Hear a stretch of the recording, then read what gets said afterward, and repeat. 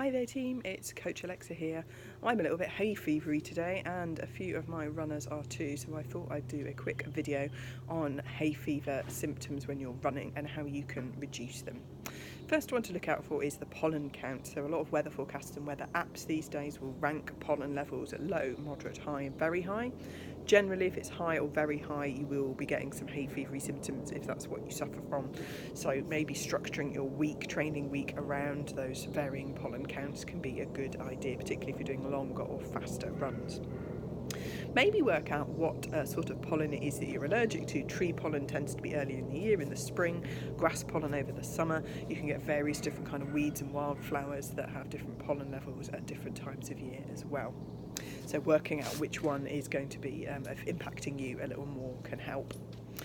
Pollution levels can also tie in with the pollen count and increase your symptoms. So I'm Reading based. The Reading and the Thames Valley has a bit of a basin that kind of tends to keep the pollution and a little bit longer, quite a built up area. So if you can plan your runs to be 200 to 300 metres away from those main roads, you can reduce your symptoms a little bit as well. If you can't do that, try and run near water. So the sea, lakes, rivers will just help to kind of reduce the pollen counts, basically by mopping up that pollen a little bit.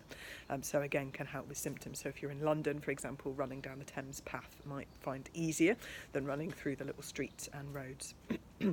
It's also useful to run at lunchtimes. So pollen tends to be produced by plants early in the morning and in the evenings, which is when a lot of people do their runs. So if you are able to run at lunchtime, that can often help symptoms too.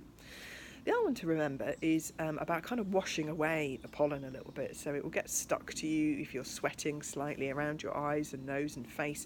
So having a shower, or at the very least giving your face a good wash after you've been out for a run, can really help. Washing all of your running kit after you've been out running as well. Even not drying things outside, because if you dry your clean clothes outside, the pollen will tend to sort of stick to them as they're outdoors. And the final top tip is maybe a little bit of Vaseline around your nostrils, maybe on your eyebrows, just so it absorbs and traps the pollen a little bit before quite as much of it goes up your nose and causes that sneezing and eye-watering sensations. I hope that's helpful.